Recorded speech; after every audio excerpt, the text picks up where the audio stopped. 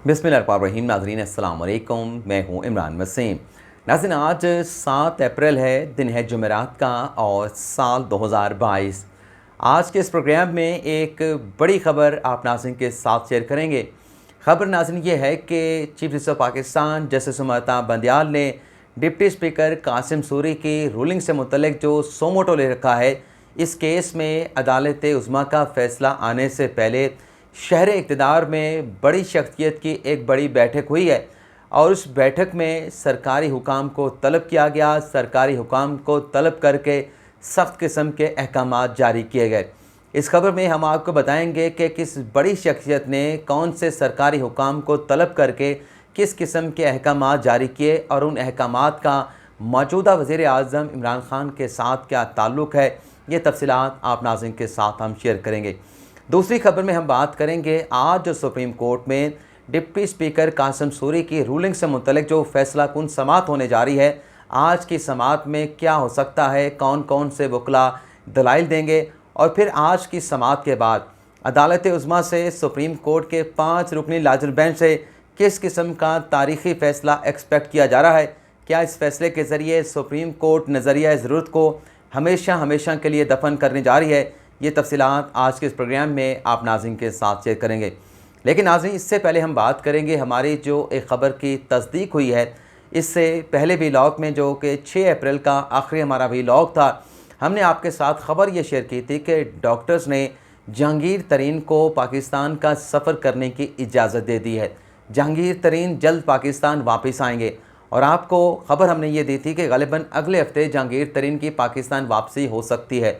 अब इस खबर के नाज़रीन जहांगीर तरीन के जो करीबी साथी हैं, जो करीबी दोस्त हैं, ओन चौधरी, उनकी जानिब से नदीम मलिक के प्रोग्राम में इस बात का बाकायदा तौर पे एतराफ़ कर लिया गया है कि अगले हफ्ते 10 अप्रैल को जहांगीर तरीन पाकिस्तान वापस आ रहे हैं। तो वापसी की ख़बर की तस्दीक के साथ साथ ओन चौधरी ने जो दावा किया है वो भी आप नाज़रीन को सुनाना इंतहाई ज़रूरी है। ओन चौधरी ने नाज़रीन ये दावा किया है कि जहांगीर तरीन की वापसी के बाद जो पाकिस्तान में सियासत का रुख है वो यकसर तब्दील हो जाएगा। पाकिस्तान में जो सियासत है वो मुकम्मल तौर पे तब्दील हो जाएगी।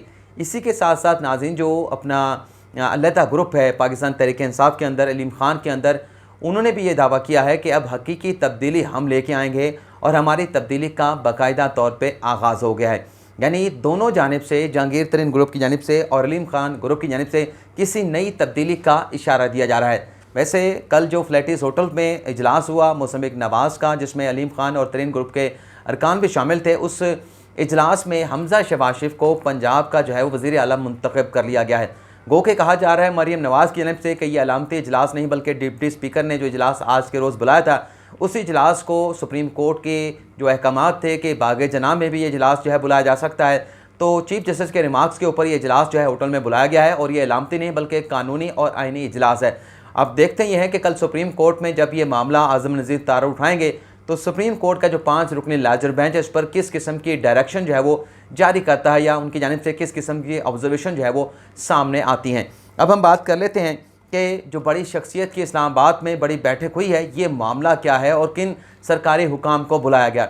ख़बर नाज़रीन ज़राए ने यह बताई है कि जो अदम एतमाद की तहरीक पर रूलिंग के बाद, अदम एतमाद की तहरीक को मुस्तरद किए जाने के बाद जो शहर इक़्तिदार में और मुल्क भर में हिजानी कैफियत और आइनी बहरान पैदा हुआ है, इस मामले पर ज़रा ये दावा कर रहे हैं कि असम्बली जो तहलील की गई वज़ीर आज़म इमरान ख़ान की जानिब से एडवाइस सदर मुमलिकत आलिफ अलवी को भिजवाई गई। इसके बाद वज़ीर आज़म इमरान ख़ान ताहाल जो है अपनी ज़िम्मेदारियाँ अपने ऑफिस में मौजूद हैं। तो ये जो सारी डेवलपमेंट हो रही हैं, तो इस सारी डेवलपमेंट के अंदर बड़ी शख्सियत ने, अब उसका ताल्लुक़ रावलपिंडी से है, इस्लामाबाद से है, शारा दस्तूर से है। मैं कोई आपको इशारा नहीं देने वाला क्योंकि बहुत सारे नाम ऐसे होते हैं जो बताए नहीं जाते, बस सिर्फ इशारा कर देना ही काफ़ी होता है। पाकिस्तान में कौन कौन सी बड़ी शख्सियात हैं आप उन्हें तलाश कर सकते हैं, आप उनका अंदाज़ा लगा सकते हैं। लेकिन ज़राए ने इस बात को कन्फर्म किया है कि उस बड़ी शख्सियात की जानिब से कि जो ज़िम्मेदारान सरकारी हुकाम हैं उन्हें बुलाया गया है और उन सरकारी हुकाम को बुलाकर जो कि ज़िम्मेदारान हैं, बड़े अहम ओहदों के ऊपर मौजूद हैं, बड़ी रिस्पॉन्सिबिलिटी उनके जो है वो कंधों पर मौजूद है, उन्हें ये डायरेक्शन जारी की गई है। 3 किस्म की डायरेक्शन उन्हें ये जारी की गई है कि मैं आपको डायरेक्शन बता देता हूँ, बल्कि 3 बातें कह लें, 3 डायरेक्शन कह लें। ये कहा गया है बड़ी शख्सियत की जानिब से उन सरकारी हुकाम को कि आपने go by the book, go by the law and go by the constitution, यानी शख्सियात को, सरकारी हुकाम को, और वो सेक्रेटरी भी हो सकते हैं, अपने इदारों के सरबराहान भी हो सकते हैं, आप गैस कर लें कौन हो सकते हैं, नाम नहीं बताना, ख़बर इंतहाई कन्फर्म है और बड़ी एक ब्रेकिंग न्यूज़ है। इसमें दरअसल ये जो अहकामात जारी किए गए हैं, क्योंकि इतलात ये पहुँच रही थी कि खान साहब जो हैं अब चूँकि आर्जी अहदे के ऊपर मौजूद हैं, निगरान सेटअप का क़याम होना है, असम्बली की तहलील के बाद जो रूलिंग है वो भी चैलेंज की जा चुकी है, लेकिन उसके बावजूद खान साहब जो हैं वो सरकारी वसाइल का इस्तेमाल कर रहे हैं, हेलीकॉप्टर का इस्तेमाल कर रहे हैं, पीटीवी का इस्तेमाल कर रहे हैं। तो सरकारी हुकाम को बुलाकर ये डायरेक्शन जारी की गई है कि आपने आइन को फॉलो करना है, कानून को फॉलो करना है, जो बुक है, जो आपके रूल्स हैं, जो आपकी रेगुलेशन है, उसको आपने फॉलो करना है। अगर आपको कोई गैर कानूनी, गैर आइनी या ऐसे अहकामात जारी किए जाते हैं जो ज़ाब्ते में नहीं आते, आपने उन अहकामात को नहीं मानना। ये बड़ा स्ट्रिक्टली जो है वो अहकामात जारी किए गए हैं। इन अहकामात के बाद नाज़रीन कप्तान जो है वो मुकम्मल तौर पे अपने अख्तियारात के हवाले से बेबस हो गए हैं, ये ज़राए की जानिब से दावा किया गया है। अब जो अगली खबर है कि सुप्रीम कोर्ट में आज क्या होने वाला है, ये बताने से पहले और इसके साथ साथ कि सुप्रीम कोर्ट इस केस में किस किस्म का तारीखी फ़ैसला सुना सकती है, मैं 3 बातें आपके नाजरीन के जो है वो जहन में लाना चाहूँगा, आप उन्हें नोट कर लें। एक तो फवाद चौधरी का ये स्टेटमेंट सामने आया कि स्पीकर की रूलिंग जो है वो बदली नहीं जा सकती। 400 साल ये पुराना कानून है जो चलता चला आ रहा है, जिसे तब्दील नहीं किया जा सकता। आगे बिलावल भुट्टो ज़रदारी का एक बयान आता है। बिलावल भुट्टो ज़रदारी ये कहते हैं, मैं सिर्फ 2 बातें करूँगा, ज़्यादा नहीं करूँगा, कि बगावत 30 सेकंड में लगी हम सब के ऊपर, तो इस बगावत का जो तदारक है वो भी 30 सेकंड के अंदर होना चाहिए। इंसाफ में ताख़ीर इंसाफ ना करने के मुतरादिफ हैं। शहबाज शरीफ, चंद सेकंड में आइन को पामाल करने वालों को गिरफ्त में ना लाना परेशान कुन है। यानी वो 30 सेकंड की बात कर रहे हैं बिलावल भुट्टो ज़रदारी, और शहबाज शरीफ चंद सेकंड की बात कर रहे हैं, तो बयानात में काफ़ी ज़्यादा मुमासलत मौजूद है। आगे शहबाज शरीफ कहते हैं कि इंसाफ, जो पाकिस्तान का आइन है वो इंसाफ चाहता है, वो इंसाफ का तकाजा कर रहा है। ताख़ीर यानी कि अदालती फ़ैसले में ताख़ीर आइन शिकनों को हौसला बढ़ाती है, हौसला देती है। अब 3 बातें मैंने आपके साथ शहबाज शरीफ की, मौलाना अपना शहबाज शरीफ की, बिलावल भुट्टो ज़रदारी की 2 बातें मैंने इसलिए शेयर की हैं कि इन बातों से जो सुप्रीम कोर्ट के मुकदमे की समाअत हो रही है, उसमें जो नून लीग के वकला हैं, जो पाकिस्तान पीपल्स पार्टी के वकला हैं, किसी हद तक ये बात इस्टेब्लिश करने में अदालत के सामने जो है वो कामयाब हो चुके हैं कि दरअसल जो स्पीकर ने, डिप्टी स्पीकर ने रूलिंग दी है वो आइन के बरखिलाफ दी है। आइन की खिलाफ वर्जी करते हुए डिप्टी स्पीकर की जानिब से रूलिंग दी गई है। अब कह रहे होंगे इमरान साहब जो है ऐसी बातें कर रहे हैं, तो जो जज साहबान के रिमार्क्स हैं जिस पर फिर हुकूमती जो वकला हैं, बाबर अवान साहब थे या अली ज़फ़र साहब थे, जो उसका जवाब नहीं दे सके। जज साहबान के नाज़रीन रिमार्क्स ये थे, दोबारा से आपको सुना देता हूँ, कि बज़ाहिर आइन की खिलाफ वर्जी हुई है जो डिप्टी स्पीकर ने रूलिंग दी है। जब आइन की खिलाफ वर्जी हो तो क्या अदालत मुदाखलत नहीं कर सकती? आगे जज साहबान कहते हैं कि अदम एतमाद कामयाब होने जा रही थी, लेकिन फिर रूलिंग आ गई। रूलिंग से असम्बली तहलील की जो रुकावट थी उससे दूर किया गया। आगे कहते हैं जज साहबान, क्या स्पीकर की रूलिंग देकर आर्टिकल, यानी क्या स्पीकर ने जो रूलिंग दी है कि आर्टिकल 5 के तहत मुंतखब हुकूमत के खिलाफ साजिश की जा रही है, तो आर्टिकल 5 का इतलाक तो डिप्टी स्पीकर पर भी होता था। क्या इस किस्म की रूलिंग देकर, जिसमें कोई मवाद उनके सामने नहीं था, कोई फाइंडिंग उनके सामने नहीं थी, कोई फैसला उनके सामने नहीं था, तो क्या इस किस्म की फाइंडिंग दे के जो डिप्टी स्पीकर साहब हैं कासिम सूरी साहब, उन्होंने आइन के आर्टिकल 5 के खिलाफ वर्जी नहीं की? अब हुकूमती वकला अदालत में क्या कह रहे हैं जब उनसे सवाल पूछे जा रहे हैं, बल्कि ये पूछें कि कौन कौन सी गलतियां हुकूमत के वकील कल की समाअत में कर चुके हैं। 2 बातें बाबर अवान साहब अपने दलाइल में अदालत के सामने तस्लीम करके आए हैं। एक तो खान साहब अपनी अक्सरियत खो बैठे थे, क्योंकि बाबर अवान साहब ने कहा कि हमारे 22 ऐसे अरकान थे जिन्हें उठा लिया गया, जिन पर हमने डिफिक्शन क्लास का इतलाक कर रहे हैं, और पंजाब में हमारे 40 अरकान जो है वो तोड़ लिए गए। दरअसल इस बात का दूसरा मतलब यह है कि 22 अरकान हमसे अलग हो चुके थे और इमरान खान जो है वो ऐवान में अक्सरियत खो बैठे थे। दूसरे महीनों में इस दलील का मतलब ये निकलता है। और फिर एक और बात उन्होंने ये भी की बाबर अवान साहब ने, कि आप इस लेटर गेट के मामले की तहकीकात करवा लें। यानी वो एतराफ़ कर रहे थे कि जो रूलिंग दी गई है डिप्टी स्पीकर की जानिब से, और जो खान साहब एक बयानिया जो है बयान कर रहे हैं, जो एक बयानिया जो है वो नरेट कर रहे हैं, वो किसी फाइंडिंग के बगैर है। उसमें किसी अदालत की, किसी जुडिशल कमीशन की कोई फाइंडिंग या कोई इंक्वायरी रिपोर्ट मौजूद नहीं। तो अदालत से दरख्वास्त की जा रही है कि सच को सामने लाने के लिए, हकीकत का पता चलाने के लिए, सदाकत को सामने लाने के लिए जुडिशल कमीशन बनवाया जाए। तो ये बातें जज साहबान के नॉलेज में आ चुकी हैं कि ये फाइंडिंग भी दे चुके हैं, और फिर जुडिशल कमीशन बाद में बनवा रहे हैं। इन फाइंडिंग पहले दे दी अपोजिशन के अदम एतमाद की तहरीक पर, और अब तहकीकात अब ये करवाना चाहते हैं।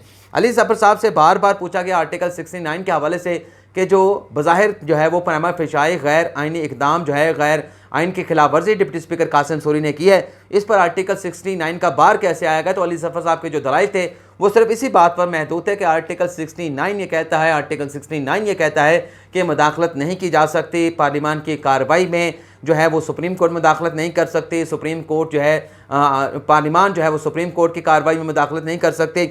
लेकिन वो शायद भूल जाते हैं कि पार्लियामेंट के अंदर अगर कोई गैर कानूनी इकदाम होता है तो आइन जज साहबान को ये अख्तियार देता है कि किसी भी आइन की वायलेशन के ऊपर, कानून की वायलेशन के ऊपर जज साहबान का जो ओथ है, जिसमें बज़ाहिर जिसमें वो पढ़ते हैं, मतलब कसम खाते हैं कि हमने आइन का दिफा करना है, डिफेंड, प्रिजर्व एंड और पता नहीं प्रोटेक्ट द कॉन्स्टिट्यूशन, तो ये जज साहबान के हल्फ में लिखा है। अगर किसी जगह पे किसी कॉन्स्टिट्यूशन अहदेदार की जानिब से आइन की खिलाफ वर्जी की जाती है तो उसकी करेक्शन करना भी सुप्रीम कोर्ट की जिम्मेदारियों में आता है। आर्टिकल 87 भी बड़ा वाज़ेह है।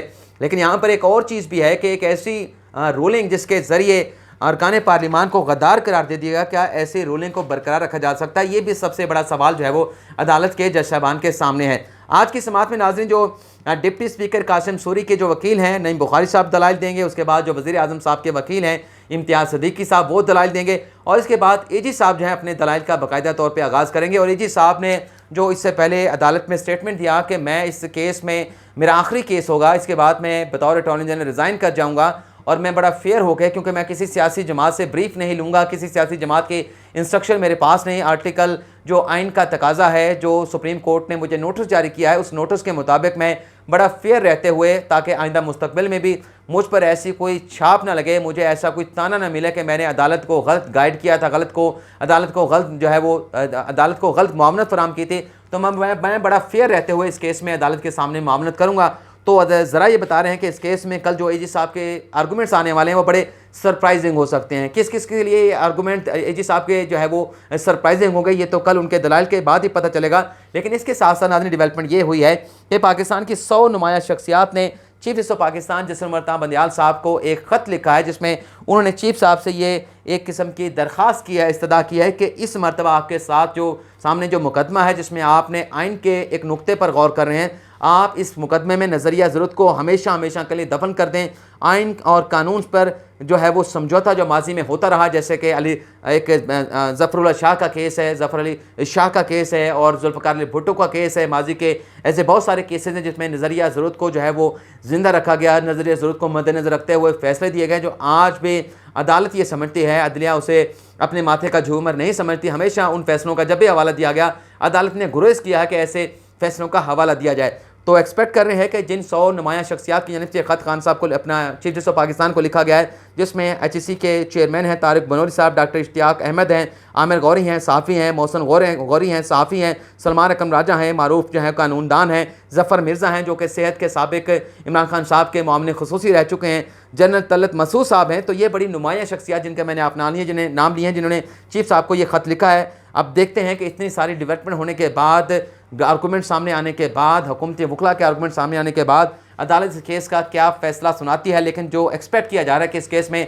अदालत जो है वो नज़रिया ज़रूरत का हमेशा तौर पे दफन करेगी, यही बात जो है ये तकाजा जो है बाबर अवान साहब ने भी किया है कि इधर का फ़ैसला होना चाहिए या उधर का फ़ैसला होना चाहिए, दरमियानी फ़ैसला हम अदालत से एक्सपेक्ट नहीं कर रहे हैं। लेकिन बहरहाल जिस तरीके से अदालती कार्रवाई आगे बढ़ रही है और अदालत इस केस को जल्द अज जल्द जो है वो कंक्लूड करना चाहती है, जल्द फ़ैसला देना चाहती है, उससे बाहर लग रहा है कि जज साहबान के जो माइंड्स हैं, उनके जो जहन है वो मुकम्मल तौर पर क्लियर है कि इशू क्या है और हमने फ़ैसला क्या देना है या फ़ैसला क्या बनता है। लेकिन कल की अदालती कार्रवाई से भी बहुत सारी चीज़ें सामने आ सकती हैं और उसके बाद फिर अदालत ये फ़ैसला करेगी कि हमारा फ़ैसला क्या होगा। और कल बाज़ाहिर ऐसा लग रहा है कि इस केस का फ़ैसला रिज़र्व करने के बाद कल ही हो सकता है कि इस केस का जो मुख्तसर फ़ैसला है वो जो है वो सुना दिया जाए समाअत मुकम्मल होने के बाद। लेकिन अगर कल फ़ैसला ना हुआ तो फिर जुमे के रोज़ इस केस में अदालत का तारीख़ी फ़ैसला जो है सामने आ सकता है।